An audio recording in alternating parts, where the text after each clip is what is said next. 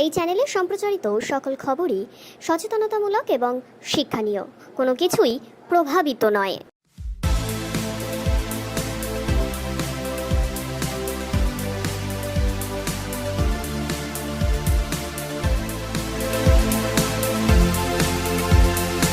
দীর্ঘ 2 মাসের লড়াইয়ের শেষে, আন্দোলনের শেষে বাংলাদেশে তৈরি হয়েছে অভ্যন্তরীণ প্রধান, অর্থাৎ শেখ হাসিনা পদত্যাগ করার পর, দেশ ছাড়ার পর বাংলাদেশ চলছিল কিছুদিন মিলিটারি শাসনে। সেই শাসনকে এখন হস্তান্তরিত করে, যেমনটা তারা প্রেস কনফারেন্স করে জানিয়েছিলেন যে দুদিনের মধ্যে তারা নিজেদের অভ্যন্তরীণ প্রশাসন তৈরি করবেন, সেটা কিন্তু তারা কথা রেখেছেন। তারা নিজেদের প্রধানকে বেছে নিয়েছেন। এবার এখানে যেটা ইন্টারেস্টিং ফ্যাক্ট, সেটা হচ্ছে বর্ধমান শহরের লস্কর দিঘির জামাই বাংলাদেশের বর্তমান প্রধানমন্ত্রী।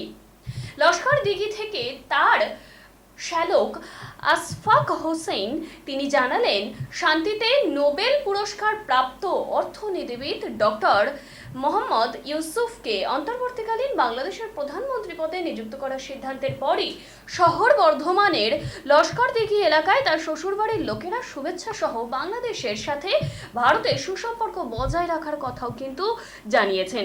এছাড়া তিনি বাংলাদেশের ভিসা পাওয়ার ব্যাপারে সেই দেশের সরকারকে দৃষ্টি আকর্ষণ করার কথাও জানিয়েছেন। কোটা আন্দোলনে বাংলাদেশের প্রধানমন্ত্রী শেখ হাসিনার পদত্যাগ করার পরই দেশ ছাড়েন তিনি। তারপর থেকেই সমগ্র বাংলাদেশে চরম অশান্তি সৃষ্টি হয়েছে। সে দৃশ্য বারবার কিন্তু সংবাদ শিরোনামে উঠে এসেছে বঙ্গবন্ধু শেখ মুজিবুর রহমানের মূর্তি বা তার যে চিহ্ন সারা বাংলাদেশ জুড়ে ছিল, তা কিভাবে মুছে ফেলা হয়েছে, ধ্বংস করা হয়েছে। বর্তমানে বাংলাদেশ একটু স্থিতিশীল, আর সেই বাংলাদেশেরই বর্তমান প্রধানমন্ত্রী মোহাম্মদ ইউসুফ, তার সঙ্গে ভারতবর্ষের এক বিশেষ সম্পর্ক।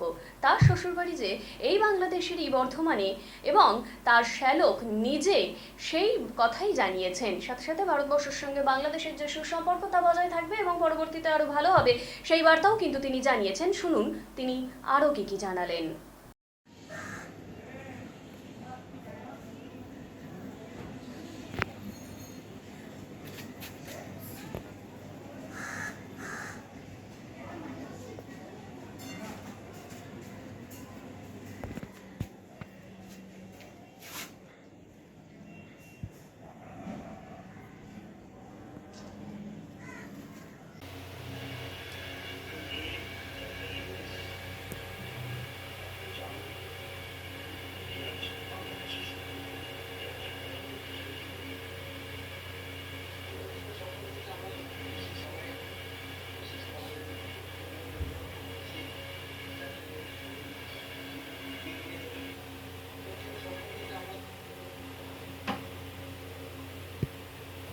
হ্যাঁ, শেয়ার করে, ছবিতেও ভালো আসছে।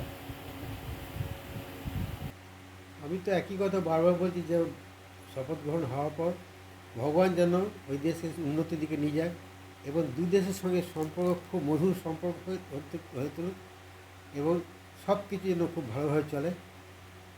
আর বারবার আমি এক কথাই বলি যে আমাদের ট্রানজিট ভিসা ব্যবস্থা করে দিক দুই পক্ষ, যাতে আমাদের ভিসা পেতে অসুবিধা না হয়, কেন অনেক কষ্ট হয়। একটা ভিসা পেতে 18 দিন 20 দিন হয়ে যায়, মানুষ অনেক সময় ওখানে মারা গেলেও যেতে পারে না। এইটা একটা আমার সরকারকে, ওই সরকার দুটো দেখা উচিত, যাতে আর সিনিয়র সিটিজেনের জন্য আরেকটা ফ্যাসিলিটি উচিত, ওরা 5 বছর ভিসা যেন একসঙ্গে লাগিয়ে দেয়। এদের যখন খুশি আমার যেন কোনো অসুবিধা হলে দিলাম।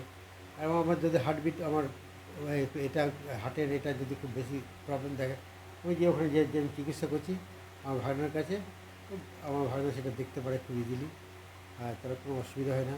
তবে সবাই তাই, ওদের যাদের আত্মীয় আছে ওখানে, ওরাও সেই সময় মতো যেতে পারে। অনেকে যেতে পারে বলে অনেক দুঃখ প্রকাশ করে, আমি শুনেছি, দেখেছি পর্যন্ত। হ্যাঁ, আর সব দিক দিয়ে যেন সুবিধা হয়। প্রধানমন্ত্রী হওয়ার পর জামাইবাবুকে কি শুভেচ্ছা জানাতে যাবেন বাংলাদেশ? না, আমি এখন যাবো না, আমি যাবো শীতের সময় যাব, কারণ আমি গরমের সময় এখন যাবো না। আর আমার এখন কিছু কাজ হচ্ছে এখানে, আমি যেতে পারছি না। আর শুভেচ্ছা তো আমি ফোনে জানাবো, কংগ্রেচুলেশনটা ওনাকে। এর লাস্ট কবে কথা হয়েছিল আর কি বৃত্তান্তের কি বিষয় নিয়ে কথা হয়েছিল? তো বিষয় কিছু না, আপনি কেমন আছেন না আছে, সব বাড়ি কেমন আছে না আছে সব, এইসব সম্বন্ধে সবাইকে ভালো আছে। আমার মা চলে গেলেন, ওই জন্য উনি দুঃখ প্রকাশ করেছেন খুব, আরও কিছুদিন থাকতেন বেশি তাহলে আমরা আরও আনন্দ পেতাম। হ্যাঁ, মা তো খুবই ওনাকে করে রিগার্ডস করেন, আর উনিও মাকে প্রচণ্ড রিগার্ডস করেন।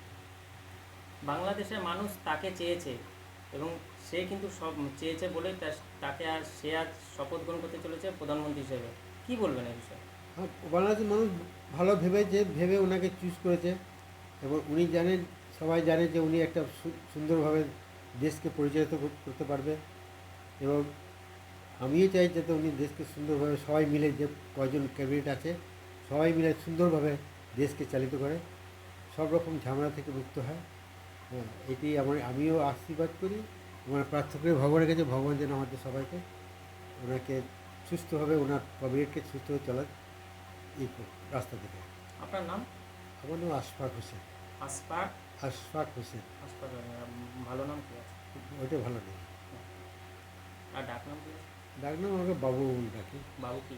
বাবু, শুধু বাবু।